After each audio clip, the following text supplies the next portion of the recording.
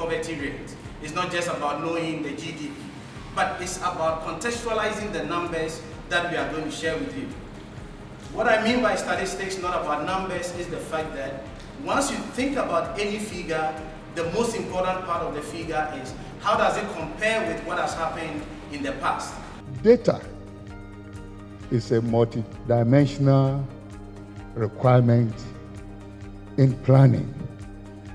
And as a country, as has been outlined earlier, we don't have the data. 10 years ago, we had the National Population Census. We still use the same data in preparing our budget, in allocating funds, and yet poverty is still abounds in this country.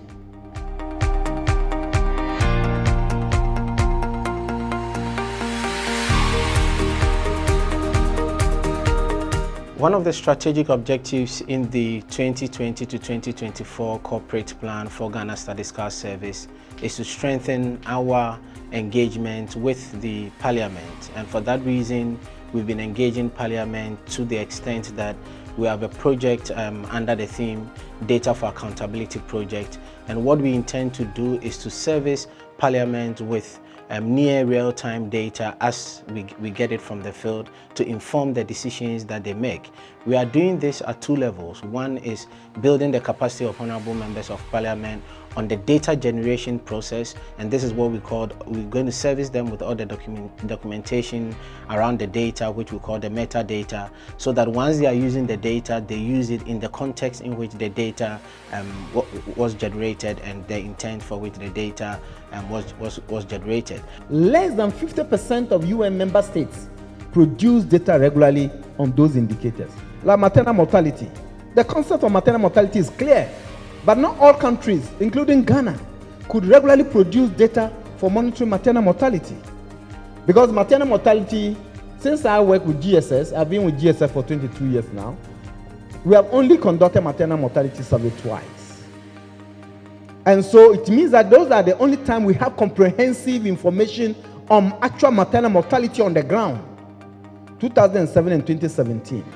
Every other year, what we get from the Ghana Health Service is institutional maternal mortality. And you and I know, because you represent the people, that a woman is more likely to lose her life when she delivers at home than when she delivers at a health facility. And these are not accounted for in the institutional maternal mortality. When we had the engagement with the ASEPA to attend this workshop in relation to data gathering and usage in our monitoring and evaluation as a committee, we're actually imagining what kind of data and what we are coming to look at the workshop.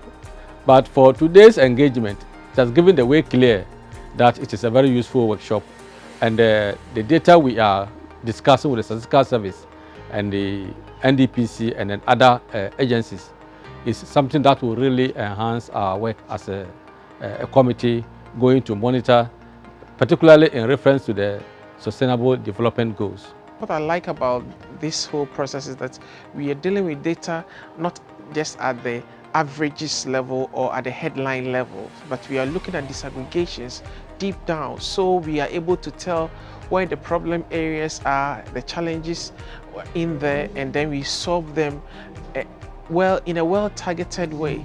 And I think that it's a good way to go as far as the use of data for implementing and achieving the Sustainable Development Goals and all the other international commitments that come along with Ghana's commitments. Halfway going into the workshop, we realized that the information we are getting and the kind of data we are receiving, we didn't even know that we have such data standing with the Minister of Finance and then the Statistical Service and the NDPC.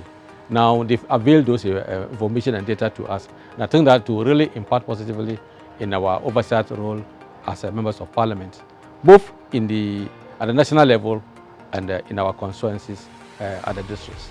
I believe this is a very good exercise because it's part of budget scrutiny that we're able to meet these members of Parliament to also bring them to date, also give them more insight as to how they should do their scrutiny, what they should look out for in their various districts. And I think this also improves service delivery, because what gets measured gets done. By this, they will also now have new skills to also peruse the various budgets and then improve on service delivery.